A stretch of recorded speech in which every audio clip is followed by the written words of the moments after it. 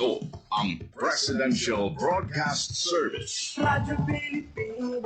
Radyo Publiko Ng bagong Pilipinas para sa bagong Pilipino. Naghahatid ng mahahalagang balita at impormasyon na guugnay ng pamahalaan sa sambayanan. Tulay sa himpapawid ng serbisyo publiko. Radyo Pilipinas. Radyo Publiko. Ang boses ng Pangulo. Sa Iloilo, Radyo Pilipinas. 585 AM. Oras, Philippine Standard Time, alas 17 sa aga. Sports Zone. Mga balita sa hinampang. Diri sa Iloilo, sa pungsod, ubisan diin man nga bahin sang kalibutan. Mga hinon-anon sa patag sa hinampang. Inyo mahibaluan sa Sports Zone. Ang kahapdi sang kalutusan. Ang kasadya sang katalagan. Ululupod natin na saksihan sa Sports Zone. Programa sa hinampang, pagkilala sa mga tao, sa ila kinaadman, sa ilang pagpaninguha nga matibong ang kagalingon nga hampang. Sports Zone. Yari ang inyo Sports Zone host, Joseph Paul Noblesa Tarosa.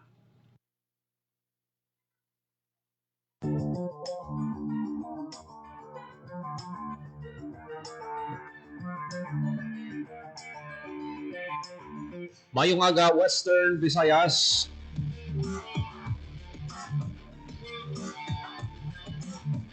Mayong aga, syudad kag probinsya sa Iloilo. Welcome sa pagpangalagad sa programa Sports Zone. Isa naman ka edisyon sa aton nga pagpangalagad. Talakayan ng pila ka mga talalupang doon nga balita sa hinampang. Sa hinahanda nining inyo alagad kag Anchorman Joseph Paul Noblesa Tarosa. Ululupod kita subong aga diri sa Radyo Pilipinas Iloilo. Mga kabinan sa aton nga pagpangalagad, istoryahan ta ining campaign sang Philippines sa bag-ulanggid natapos nga Southeast Asian Games. We are very happy no sa nanging performance sang tanan nga atleta. Nagdaog man o kung wala, saludo kita sa inyo nanging sakripisyo, saludo kita sa inyo ginpakita nga performance. Kabiyanan ng iban ayawan makasulod sa SEA Games, pero kamo natagaan kamo sang tsansa nga mag-perform, tagaan kamo sang tsansa nga mag represent sang Philippines, kagin represent you gid sang maayo ang pungsod Pilipinas. Istoryahan ta no ano bala ang assessment sini sa mga top Philippine sports officials sa sining kampanya sang Philippines sa SEA Games sa Bangkok, Thailand. Sa ibang panaton nga balita, mga kabyanan, amo ni ka kilalang Pilipinas sa patag sang boxing, pero makatilingala mga kabyanan nga isa lang gid ka gold ang nakuha sang Philippines sa Southeast Asian Games. Wala kita yan naga-question sa nangin performance sa Philippine team, pero ang questionable gid ya ang officiating. Mugid na yang klaro. Ang isa ta ka gold nga ni si Yumer Marshall, kung layan ni napatumbang mga kontra niya, laban-laban lutuon pa ni nila. Amo na matuod mga kabyanan. Questionable ang officiating. Pero ang pagpatumba mo ya sang kontra mo araya way na naya sang rason para lutuon pa sang mga referees ang naging performance ni Yumer Marshall. So istoryahan ta man ina karon no diri sa aton nga pagpangalagad.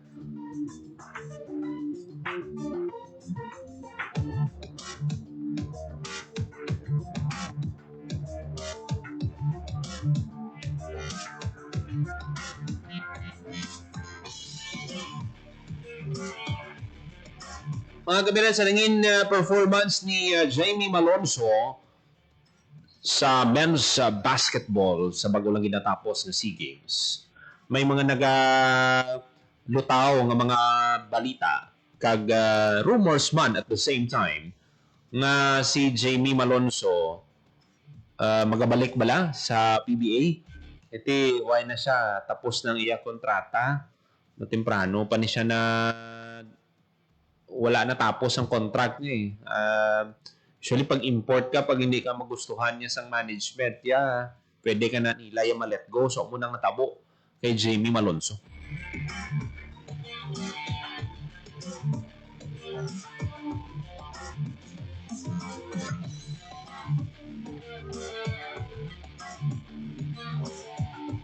Kagiban pagid ng mga balita, no? Discuss na to nining pila ka mga updates man sa NBA. Pero hindi na gid masagang ining team sang Oklahoma City. O pila lang ka beses pa lang ni sila yan na perde. Mga 30 to 40% na sang games pero hindi mo makitaan nga may championship hangover ang team ngani. Ang opensa nila tama ka fluid mga kabyanan. Sino ba lang nagapanguna karon sa team standings? Storyahan ta karon no diri sa aton nga pagpangalakan. 13 minutos.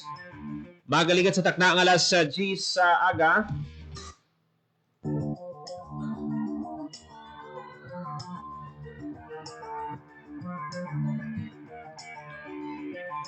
Mga kabyanan, ang Team Philippines naka-deliver sang 50 gold medals, 73 silver medals, kag 153 bronze medals for a total haul of 276. Pero para sa mga top sports officials, na-describe nilang campaign sa Philippines sa 33rd Southeast Asian Games nga very successful. Despite the country finishing 6th overall and missing its pre-games gold medal target.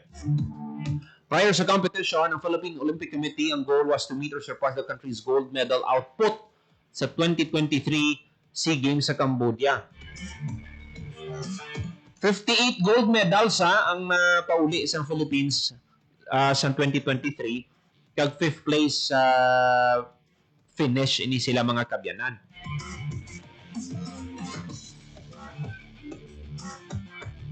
Pero apisar nga ti wala nila nalabot ang ilang numerical target. Suno kay POC President Abraham Bambol Tolentino, overall nag-exceed gid ang Philippines expectations given the circumstances sa mga rules kay limitations. Kaya balan nyo sa tuhod lang, kadamo sa mga hampang questionable kaya yung pagdaog sa Thailand. Hindi ko ni kayo chindi, no? Nga ang naging damo lang sa mga issue ba lang naging luto. Kita, damo lang sang sabotahe.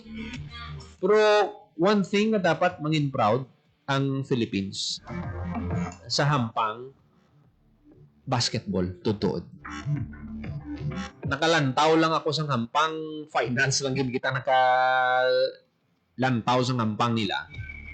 Pero imagine kung paano wala pa yan nag-umpisa ining hampang, may mga players na yan nga wala kang panugutan na maghampang. Medyo nag-adjust man si Coach Norman Black. Kung isipon mo to, kadamo sa mga players pa nga pwede maghampang to. The likes of Justin Brownlee. Si Ange Kwame, wala man kahampang. Kadamo sa players nga wala naghampang. Pero, nag-deliver kita sa gihapon. Kag, kung makita ninyo, ang isagid kadalayawon sa nangin campaign sa team, ang resiliency sa team, kag ang pag-manage nila, pag-handle nila sa pressure, kay sa pila ka hampang, puro gidi abanse ang kontra sa first half. Pero ang pag-bounce back nila, ang pag-adjust nila, para makadaog sa hampang, dira kagid dia mabilib kay Coach Norman Black. Humble nga daan, way damo storya klase coach. Ipuson lang pero nagadulot ang agi sang basketball team.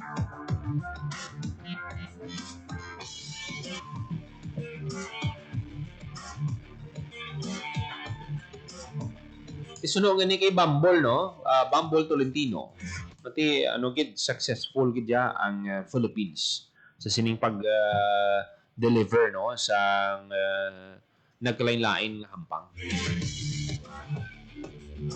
Suno sa iya, ginataganyag talupangod nga key victories, gincite ang key victories that went beyond medal counts. Amo ni ang women's football gold medal win over host Thailand. Kag ang dominance, siyempre, sa Philippines sa basketball. In-acknowledge man sa POC no, that host imposed eligibility restrictions and competition rules pose challenges for many delegations, including Philippines. Suno sa iya gani, this is a brutal SEA Games. Pero yun yung in spite, suno sa iya. Pero wala gin kaya sang iban, pero ang Pilipino yan nagpangibabaw. Kung hina-hina lang tong players ng Philippines sa sa men's basketball, pwede ka to yung mag-fumble, pwede ka to yung manubo dayon ang moral mo. Pero galing sanay ang Pilipinas maghampang under pressure ito. Siyempre, nakasulod na tayo sa World Cup. Kadamo na nga kompetisyon. Jutikanta lang to maperde ang Croatia way back 2014. Dibla ako na dumduman sa ngaton mga tagpalamati under coach Tim Cone naman. Ang 2014 under coach Chot Reyes to know. You have to give his flowers man kay coach Chot. Sang ano to nga year 2023 kung di kita magsala 2024 nagdaog kita sa Latvia. Jutikanta lang maperde ang Brazil. Ito kung nakadaog kita to sa Brazil, ako man ang chance nga magka-qualify kita. So muna ang high level competitions nakabuligid sa Pilipinas. Kung suno gani kay Philippine Sports Commission Chairman Patrick Gregorio, Team Philippines succeeded in events that mattered most to the host nation. Hindi lang tani hindi lang tani pag i-take negative sa aton ng mga kauturan. Nga ang gina-point niya bala nga ang mga hampang bala nga duha Luzon na lang daya kita bala do sabotahihon kita. Nagdaog kita sa gihapon.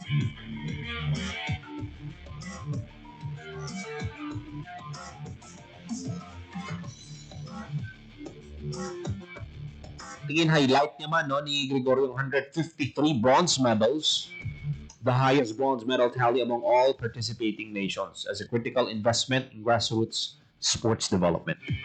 Tutod, way kasang dapat nga ikasubo kung bronze, silver lang ang nadagaan mo. Dapat mangin proud ang kada atleta. May nadagaan man kung wala. Amo lang ginayang akon masiling. Balang kung ang iba nga wala nagdalaog, masakit sa ila, masubo. Subuan sila. Pero hindi ka mo dapat masubuan. Kaya represent yung sang maayo ang Pilipinas. So sa ano bala? Nakahampang ka mo sa SEA Games. Ang iban gani, haluson lang gani, maka-intra sa intrams. Kamu mga kabyanan, gindala nyo ang Philippines. Gindala nyo ang bandera sa Pilipinas.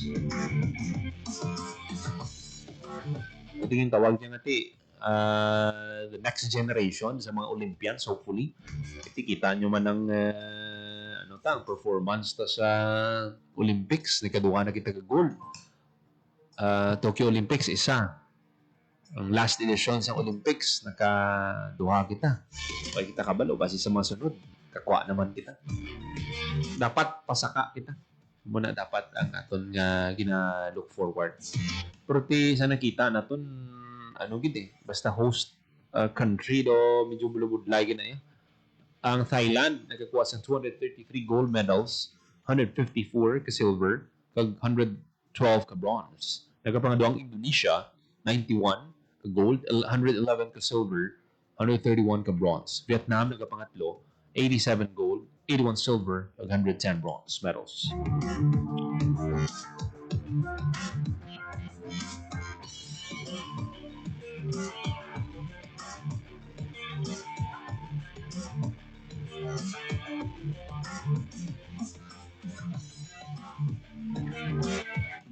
Minutos magkalikan sa takna alas 10 sa aga.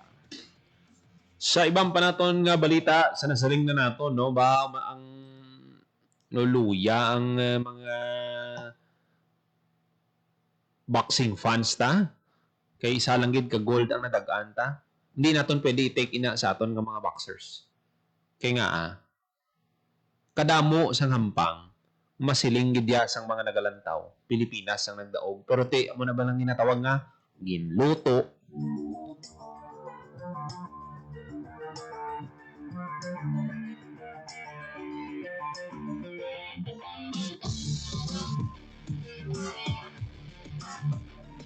Wala na galing, no?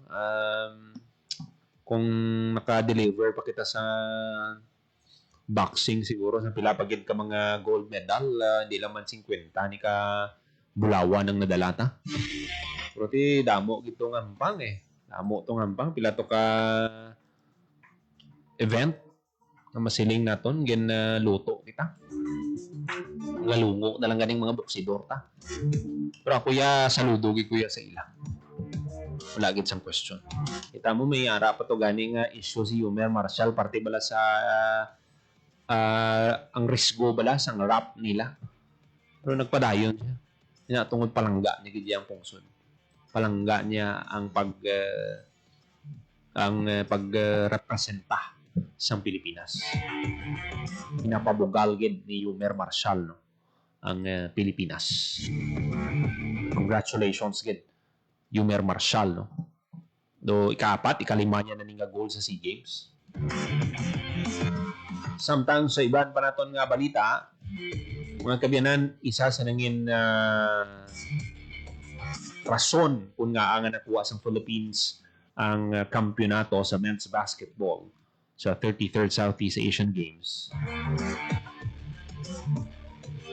Mga kabyanan, nag-deliver gid si Jamie Malonzo.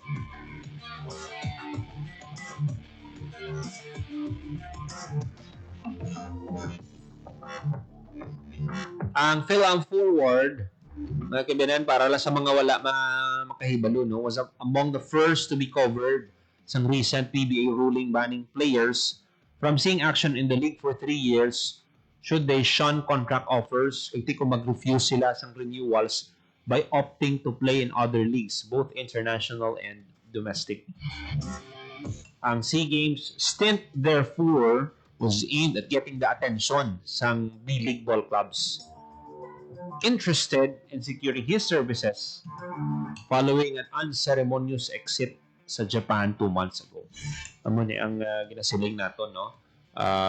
B-League sa gihapon ang priority ni Jamie Malonzo. International event ang SEA Games, may mga nagalantaw nga coaches, scouts. Si Ray Parks, Matthew Wright, Terry Ravena, puro naghampang sa B-League. So naibaluan ni sang kampo ni Malonzo nga nagatutok ang tanan dira, no. Bala mo si Jamie opted to leave Barangay Ginebra prior sa PBA's 50th season para mag-sign sang contract with Kyoto Hanneries sa B-League. Galing kay ti masubo lang kay ti 5 lang kahampang kagagin kakast na siya, no, sa team si Jamie Malonzo.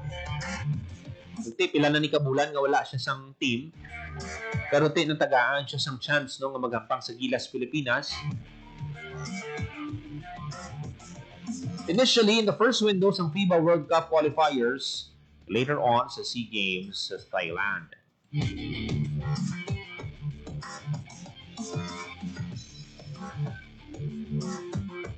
17 points, no, ang contribute ni Jamie sa championship match kontra Thailand, 70-64. So may mga takers na balayan for Jamie Malonzo sa B-League. So muning pamangkot subong sa kadaman.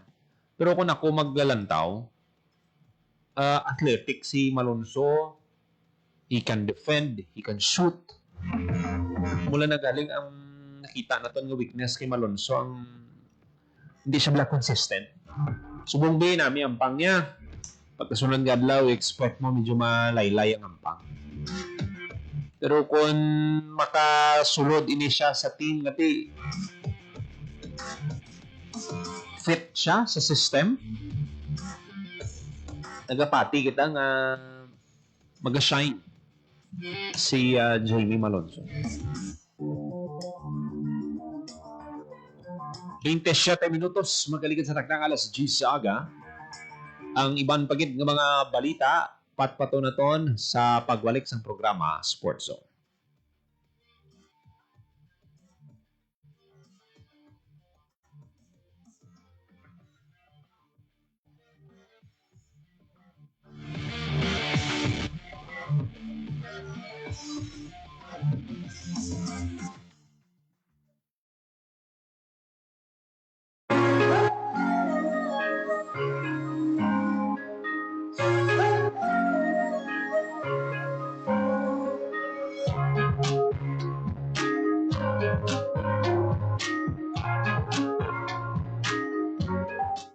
Sabi ko, napakagandang uh, collaboration ito ng ating Radyo Pilipinas as the public radio of the Philippines, sapagkat ang collaboration ay sa pamamagitan ng paglalagay mismo ng isang radio station sa loob ng universidad. Meaning, nasa pusod na kayo where thousands of students ay naririto.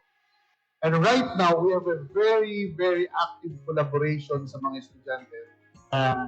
As I've mentioned, this is really a continuous engagement. It will be a great opportunity to work with the Radio Pilipinas, being our partner. Because we believe that the university could not exist without our collaborations. And we have already some initial talks with DG Amparo, Dindo kanina, on how would we maximize the potentials of our students, our faculty in the university.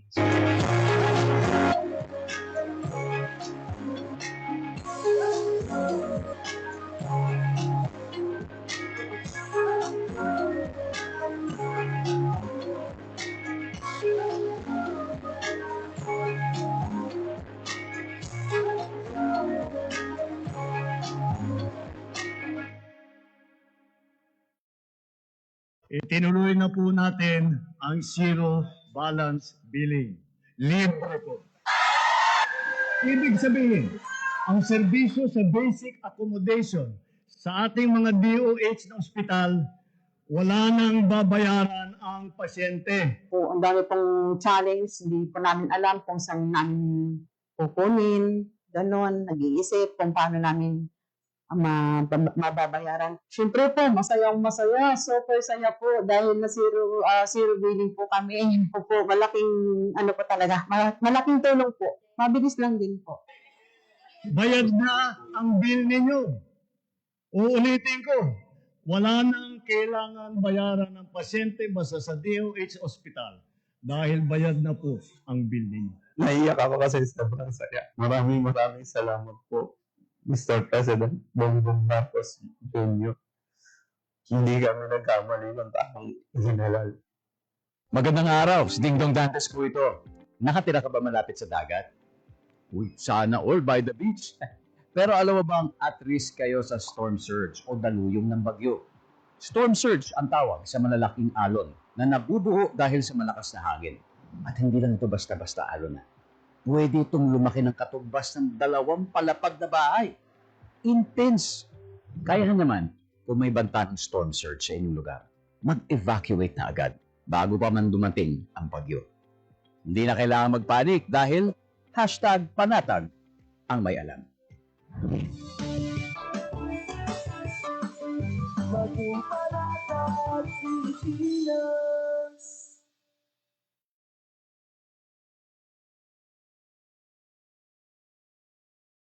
Itinuloy na po natin ang zero balance billing. Libre po.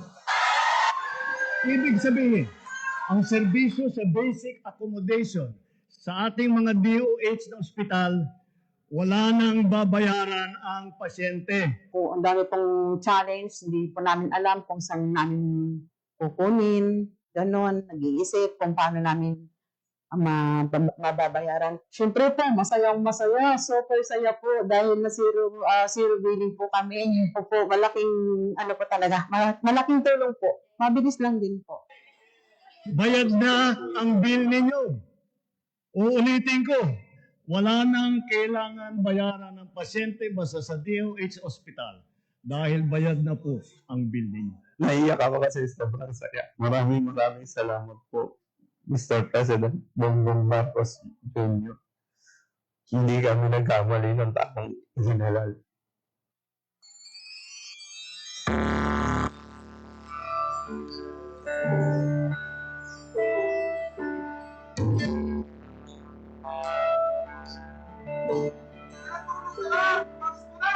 Ramdam natin ibang simoy ng hangin. Ito ay tanda ng darating.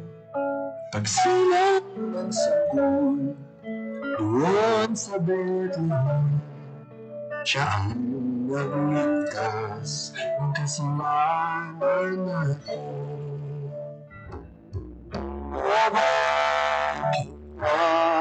Nalimutan na natin ang siyang tunay na diwa ng Pasko. Mag-alay sa ating kapwa, ngunit ipinagmana, tayo ay magmahal na walang kailangan. Ang tunay na Pasko ay tayo. At naman ang nakakano, ang Pasko ay pagmamahalan. At ibigay ang mga ang Pasko ay ikaw at ako. Iba-iba isa tayo. Bagong Pilipinas, bagong Pilipino, yan ang tunay na diwa ng Pasko. Sana magkakita mga sukat natin, kahit iba paniniwala natin. Kaya ngayong Pasko, magkasundo tayo, paluluwa maganda ang buwan. Ang Pasko ay tayo.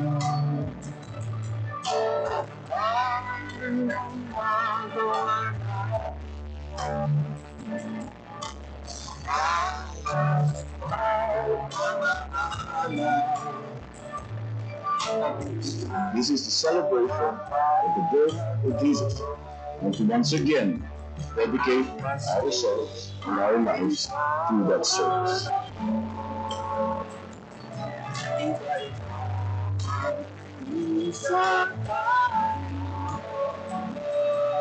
Bagong Pilipinas, bagong Pilipino, yan ang tunay na diwa ng Pasko.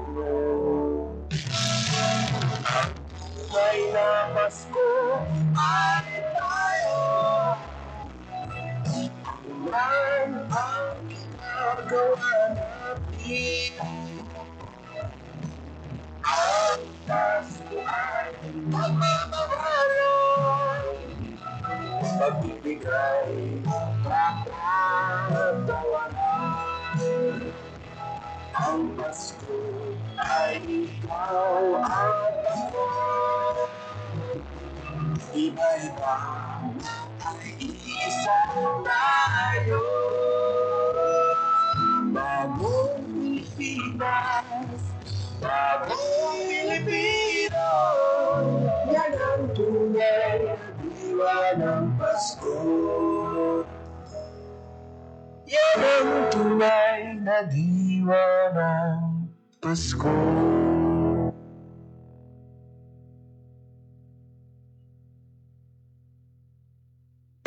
Time to celebrate kulturang Pinoy. Tradisyon, musika, sining, literatura, at iba pa. Anything and everything fun and Filipino. Ito ang Pinoy Kultura. Ang kwento ng adobo. From its humble beginnings sa hapagkainan ng mga Pilipino noong ika-16 na siglo to 21st century international tables, adobo, the most famous and the country's national dish, speaks of our culture, the sour and the salty, the sweetness and spice, mixed with the richness of tender chunks of pork or chicken, sometimes both together. It has traveled provinces, crossed continents to inspire chefs and delight peoples across the seas. Traditionally cooked in clay pots, the Spanish gave the name adobo to the dish, from adobar, which means marinade. It is an indigenous cooking method that uses vinegar and salt to preserve food in the tropical climate. It's been cooked a multitude of ways. Simple, may maanghang, merong may coconut milk, depende sa rehiyon siyang pinanggalingan. It's so flexible, it can create various and sometimes new tastes. Panlasang Pinoy has listed 31 of what they call insanely delicious adobo recipes. There's the traditional chicken adobo. Simple, made with chicken, soy sauce, vinegar, garlic, peppercorns, and bay leaves. There's adobo that varies in color and taste. Adobong dilaw, adobong pula, at adobong puti. At hindi lang lutong chicken or pork. May adobong tahong, adobong kangkong, and chicken feet adobo. The New York Times once shared on Twitter a simple chicken adobo recipe as comfort food to cook in the middle of winter. The Food Network had its own adobo recipe, and there is apparently a Spanish chicken adobo with chocolate. This humble but iconic adobo is not without controversy. Wikipedia says a trade department once announced plans to standardize the most popular Filipino dishes to make them easier to promote, starting with the adobo. Maraming hindi natuwa at binatikos ang plano. The agency did a 180, said it's not mandatory and will only be done as a benchmark to define a basic traditional recipe para malaman kung tunay na Filipino dish pag nasa international setting. The adobo has been honored abroad, was runner-up in the Best Nouveau Street Food in the 2010 LA Street Food Fest. Philippine Farmer says Chef Gordon Ramsay picked a pork adobo burger in Good Morning America's Battle of the Burgers in 2017. One can say the mix of flavors and spices of this iconic dish is a perfect foil for the Filipino character. It has certainly come a long way and has endured all this time. Simple, our fusion elaborate version, the adobo remains to warm hearts and please palates. And bringing Tatak Pinoy to the world, just a bonus.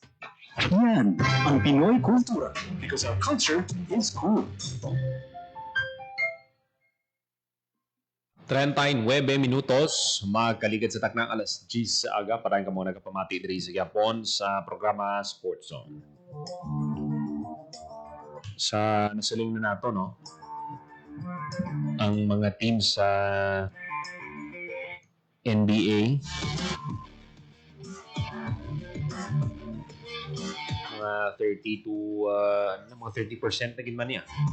So mag-82 games, no? 30% na nakahampang, no? Ang mga teams sa NBA. Kamusta kung ang mga standings? Antes na, no? Ginatami ako tagid sang mayong aga. Ako nga migo dira, no? Sa Leyte. Si migo ta Austin Montaño. Nakatutok sa atong pagpangalagad. Merry Christmas. Sa mga kauturan ta dira, no? Nga gusto bilin sang mensahe, pwede ka mo ka-comment dira sa aton nga live para nga mabasa naton karon. Sa Eastern Conference ng NBA, grabe ni, no, nasundan taman ni ang karera sang or ang ang campaign sang team nga ni. Kag lipay man kita, no, makasaka sila sa rankings. Ang una, way ginasapak ang Detroit Pistons. Pero sa pagsulod ni Cade Cunningham, kag may mga dugang players na gindugang ang Detroit, nagapangunay ni sila subong sa standings, 22 wins with 6 losses. Hindi mo pa man ni masiling nga sure na sila for playoffs. Pero kung lantawon mo ang hampang nila for 28 games, 78% sang ilang hampang na dagaan nila. New York Knicks nagapangadua, no, 20 wins, 8 losses. Boston Celtics ara sa gihapon sa ibabaw, no. Bisar nga wayang ilang star player si Jason Tatum. 17 wins, 11 losses. Ang Philadelphia nagapang-apat, 16 wins, 11 losses. Nagapang-lima ang Orlando Magic with 16 wins, 12 losses. Toronto Raptors, 17 wins, 13 losses. Nagapang-pito ang Cleveland Cavaliers. Tie sila sa Miami Heat with 15 wins, 14 losses. Nagapang-siyam ang Atlanta Hawks. 15 wins, 15 losses. Kapulo ang Chicago Bulls. 13 wins, 15 losses. Nagapang-11 ang Milwaukee Bucks. 11 wins, 18 losses. Charlotte Hornets, 9 wins, 19 losses. Brooklyn Nets, 8 wins, 19 losses. Indiana Pacers, 6 wins, 22 losses. Wow! Ginbatyagin nila ni ang pagkadula ni Cyrus Haliburton. Kasi pilaman ka mga players nila, injured man. Ika-15 naman or ang team, no?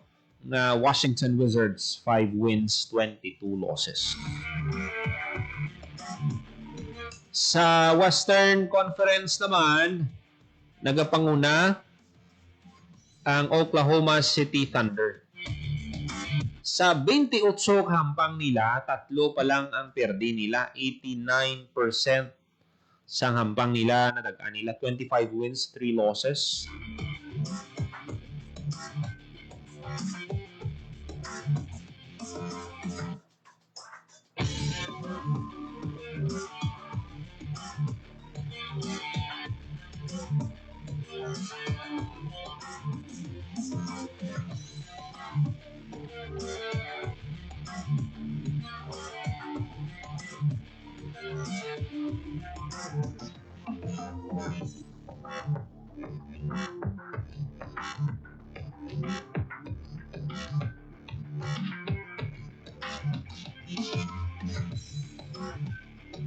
Nagapangatlo ang Denver Nuggets, 20 wins, 7 losses. Nagapang-apat ang Los Angeles Lakers, 19 wins, 8 losses. Nagapang-lima ang Minnesota Timberwolves, 19 wins, 10 losses. Nagapang-anom ang Houston Rockets with 17 wins, 9 losses. Ikapito ang Phoenix Suns with 15 wins, 13 losses. Nagapang-walo ang Golden State Warriors with 14 wins, 15 losses. Nagapang-siyam ang Memphis Grizzlies with 13 wins, 15 losses. Portland Trail Blazers, 12 wins, 16 losses. Ika-11 ang Dallas Mavericks with 11 wins, 18 losses. Utah Jazz with 10 wins, 17 losses. Ika-13 ang LA Clippers, 7 wins, 21 losses. Sacramento kag New Orleans, 7 wins, 22 losses.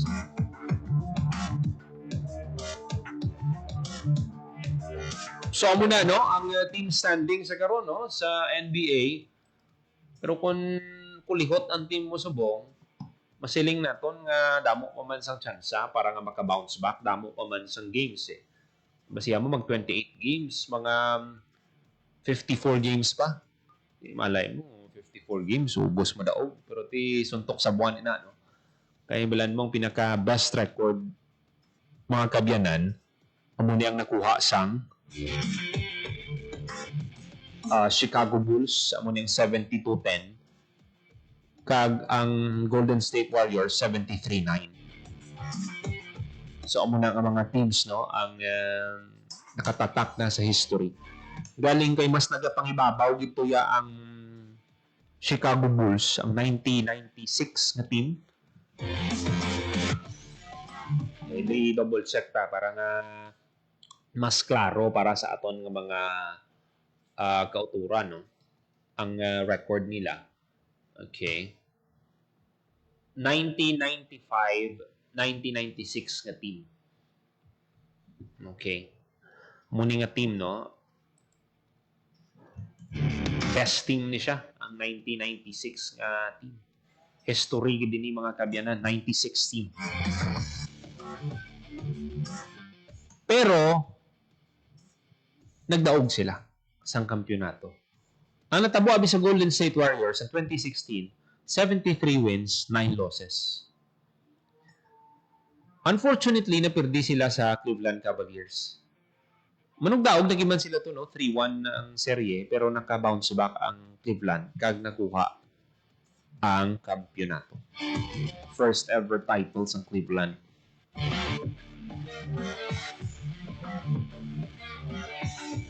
Tama na nga ang mga teams dapat maghimo man sang adjustment kung gusto nila nga makasulod sa playoffs, kaya mag-contend for playoffs. Kaya subong sa playoffs may play-in anay.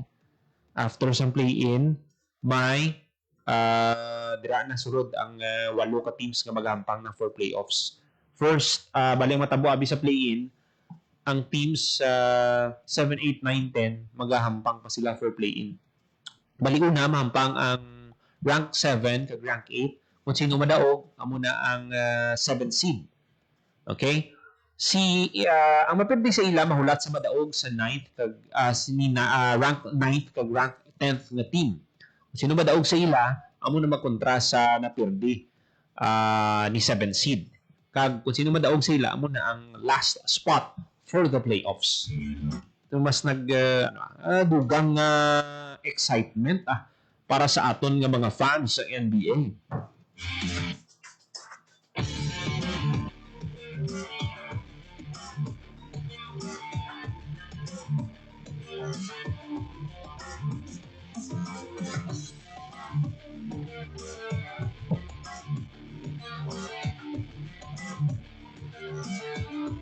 Isa gani diri nakita na to ng Milwaukee Bucks.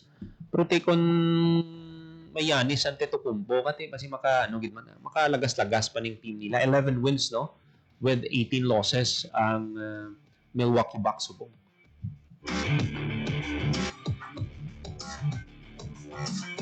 Aring balantayan sa Christmas Day Christmas Day bali sa ila 20 sa aton 26 na ni. Schedule sa ngampang Cleveland Cavaliers kontra New York Knicks, San Antonio Spurs kontra Oklahoma City Thunder, Dallas Mavericks kontra GSW, bali 5 kampang. Houston Rockets,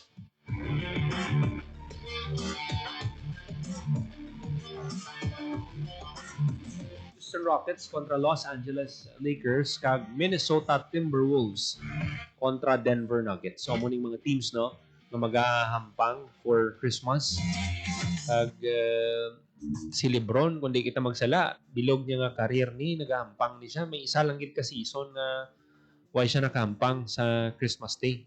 Pero sa ika-23 niya nga season, hopefully makahampang si LeBron no sa Pasko. 50 minutos magaligat sa taknang alas 10 sa aga. Mga kabinan ng ibang pagiging mga balita patpato na to sa masulong edisyon sa programa Sports Zone. Ginapasalamatan tang atong mga kaupdanan sa technical side sa studio. Sir Rochel Jones Otahero sa transmitter. Mr. Jeffrey Betita. Para sa Bagong Pilipinas, Joseph Paul Noblesa Tarosa, Radio Pilipinas, Radyo Publiko. Kung di ninyo kami liwat sa sunod nga semana sa isa pagid ka oras nga programa sa pagtibong sang hinampang kag sportsmanship. Ini ang Sports Zone. Ang inyong tulay sa himpapawid ng serbisyo publiko, ang Presidential Broadcast Service, Radyo Pilipinas, Radyo Publiko. Radyo Pilipinas. Radyo Publiko.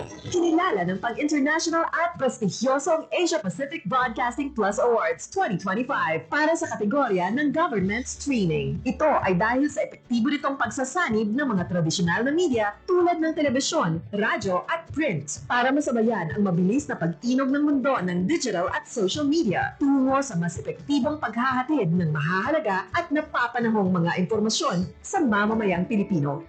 Kinilala rin ang Radyo Pilipinas dahil sa patuloy na pag-akyat ng rating. Ngayon ay matatag sa pang-4 na pwesto sa Mega Manila ayon sa pinakahuling Nielsen Radio Audience Measurement Survey. At sa social media, Nakamit ang higit 2,000% pagtaas ng bilang ng mga sumusubaybay sa Radyo Pilipinas page sa unang bahagi ng 2025.